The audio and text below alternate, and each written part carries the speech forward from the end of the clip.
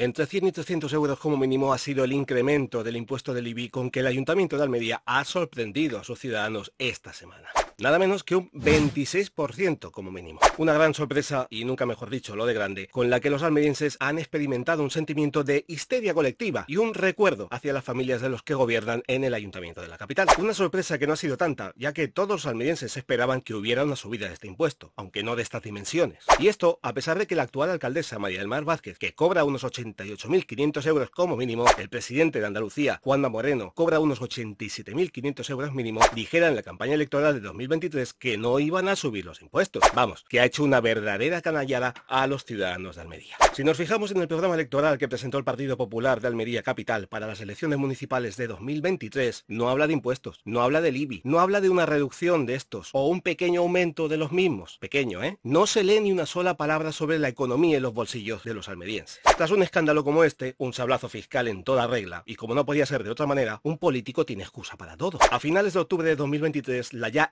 portavoz del gobierno local, Ana Martínez la Bella, que cobraba casi 85.700 euros anuales en el Ayuntamiento de Almería, comunicó que el equipo de gobierno había tomado la decisión de subir el IBI ante el encarecimiento de los suministros y servicios públicos derivados de la inflación. Como si algunos servicios públicos sirvieran para algo en la capital. El Ayuntamiento, a pesar de ocultar cierta información, ya tenía hechos sus números y calculó que en 2024 puede ingresar por el IBI unos 53,4 millones de euros frente a los 51,7 del ejercicio de 2023, cifra que va a ser superior viendo el importante incremento que ha sufrido este impuesto. Hay que remontarse a 2008 cuando vemos una subida del impuesto del IBI similar a la de este año. En aquel tiempo el alcalde de la capital era Luis Rogelio Rodríguez Comendador. El impuesto por los pisos aumentó una media de 100 euros y las viviendas unifamiliares 200 euros. En febrero de 2016, en un pleno del ayuntamiento, la que fue concejala de Economía y Seguridad y hoy alcaldesa de Almería, comentó que votamos a favor de un decremento de los coeficientes de los valores catastrales porque estamos de acuerdo en bajar los impuestos a los almerienses. Parece que en 2024 se le ha olvidado estas mismas palabras. A finales de 2017, María del Mar Vázquez dijo lo siguiente: en nuestra acción de gobierno seguiremos impulsando medidas que faciliten la vida a los almerienses y los próximos presupuestos serán reflejo de ello, combinando la suficiente capacidad de gasto y una menor carga fiscal para las familias. Esto es, más recursos, mejores servicios y menos impuestos. Eso de recuperar la confianza de los ciudadanos en su ayuntamiento, como dijeron en la presentación del programa electoral, como que no se ve y apenas se nota, aunque sí en las cuentas corrientes de los almerienses y no de manera positiva. Y en las cuentas corrientes de los políticos locales ni se va a notar. Apenas no ha pasado un año desde que María del Mar Vázquez se convirtió en la primera alcaldesa de Almería, pero ha demostrado que la mayoría absoluta en los plenos del ayuntamiento le sienta muy bien. Y ahora, noticias.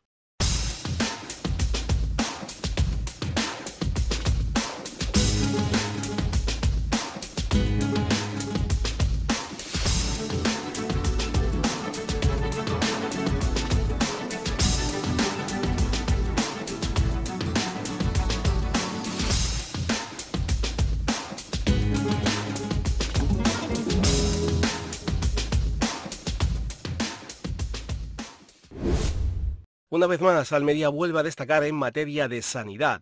En el Día Nacional del Donante de Órganos y Tejido, el Hospital Universitario Torre Cárdenas ha dado a conocer que ha duplicado el registro de donaciones de órganos en comparación al año anterior. En estos 5 primeros meses del 2024, el centro hospitalario ha recibido 18 donaciones, 10 más que en el mismo periodo de 2023. Tampoco olvidamos al Hospital de Poniente, que ha recibido 3 donaciones.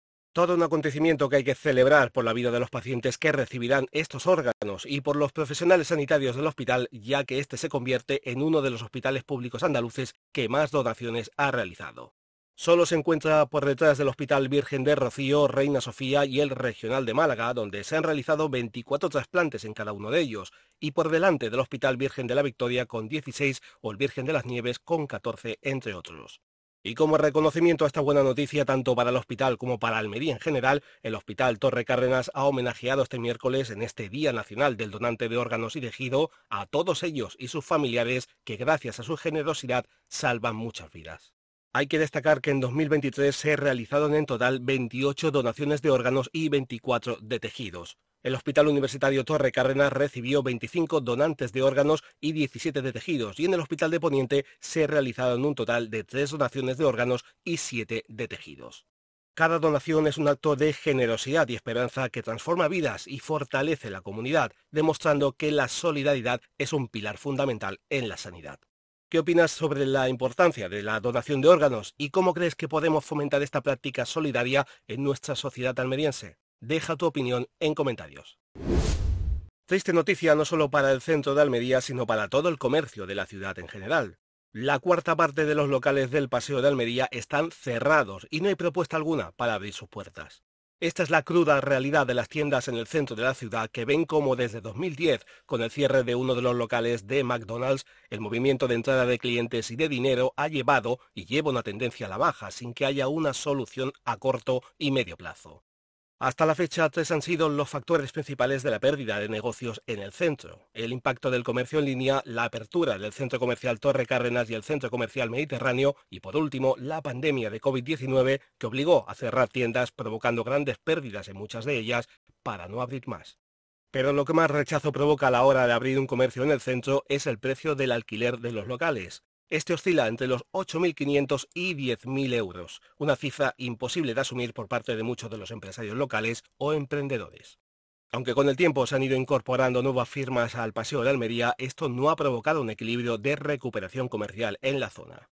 La situación sigue siendo crítica en el centro de la capital. El Paseo de Almería, suculento reclamo para la instalación de las grandes marcas, se ha convertido en el paseo fantasma para la inversión de nuevos comercios y de firmas de prestigio. El estado actual del Paseo de Almería es un reflejo de los desafíos que enfrenta el comercio local en Almería y en otras ciudades de España. ¿Qué propuestas, ideas o quejas tienes en mente para revitalizar el comercio en el centro de Almería y otros barrios que enfrentan problemas similares? Tu opinión es importante. Escríbela en comentarios. Vamos con otra gran noticia, en este caso para todos los amantes de la música, en especial de la buena música y sobre todo los apasionados de la guitarra. Ya se encuentra en Almería, en su casa, la segunda guitarra más antigua del luthier almeriense Antonio de Torres, nacido en el barrio de La Cañada, considerado el creador de la guitarra actual, tanto flamenca como clásica. El Ayuntamiento de Almería ha hecho un esfuerzo para adquirir este instrumento de cuerda construido por el maestro de Torres tras trasladarse a Sevilla en el año 1853. Su llegada al Museo de la Guitarra Antonio de Torres ha levantado pasiones y así se ha demostrado en la presentación en la que ha estado presente la alcaldesa de la ciudad, María del Mar Vázquez, el concejal de turismo, Joaquín Pérez de la Blanca, y el conservador del Museo de la Guitarra, Carlos González. Vázquez ha subrayado que es la única guitarra que tiene una etiqueta totalmente manuscrita, lo que muestra el elevado arte de la tarcea en la embocadura y en otros elementos decorativos. Para el ayuntamiento es un orgullo contar con esta pieza tanto cultural como histórica, la segunda guitarra más antigua de Antonio de Torres, tras la que se conserva en el Museo de la Música de París, que data de un año antes, 1852, y que por cierto fue construida en Almería. Antonio González ha avanzado que ahora que la guitarra es propiedad del museo, está planificada una restauración, un estudio y una publicación con los planos y con toda la historia del instrumento.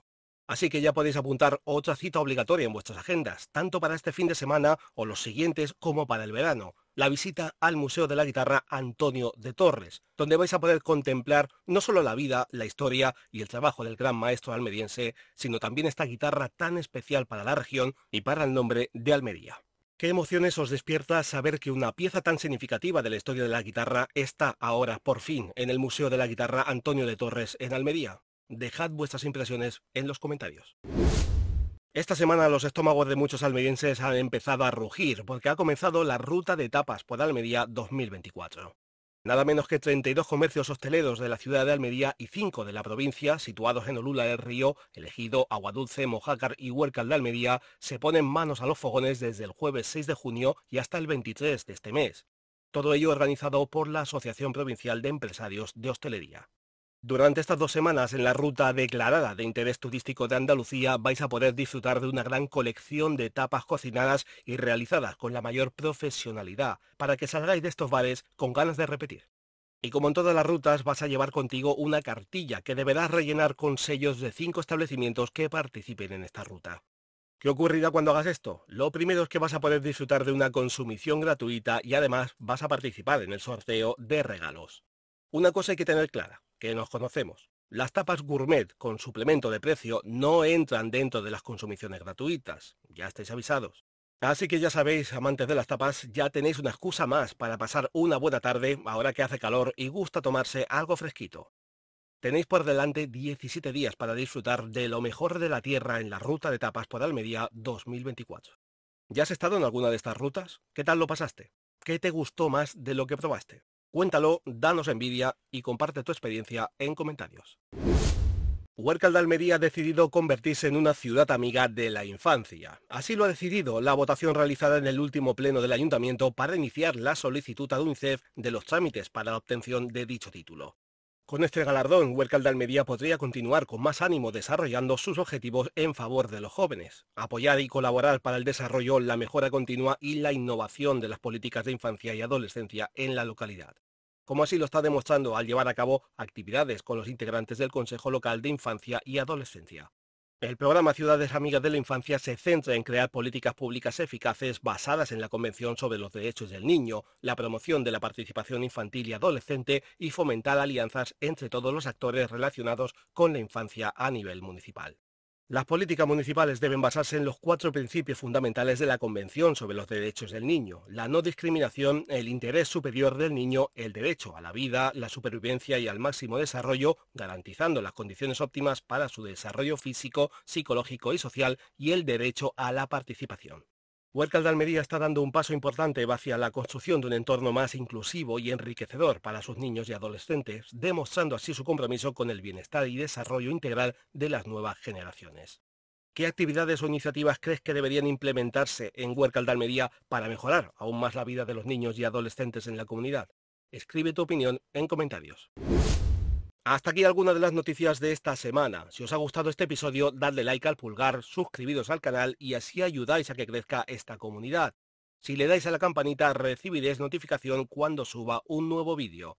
No olvidéis compartirlo. Si queréis proponer algún tema que os interese o denunciar algo de la capital o de algún pueblo de la provincia, enviadlo con pruebas y se hará llegar a quien corresponda esperando su respuesta. Aunque no contesten, la denuncia se publicará en la siguiente edición. Por supuesto, vuestra opinión sobre las noticias publicadas u otro tema será bienvenida, así que no dudéis en escribir en comentarios. Muy buenas a todos, sacias y sacios, gracias por escucharnos una semana más y hasta una próxima edición de Esto es Almería, Sacio.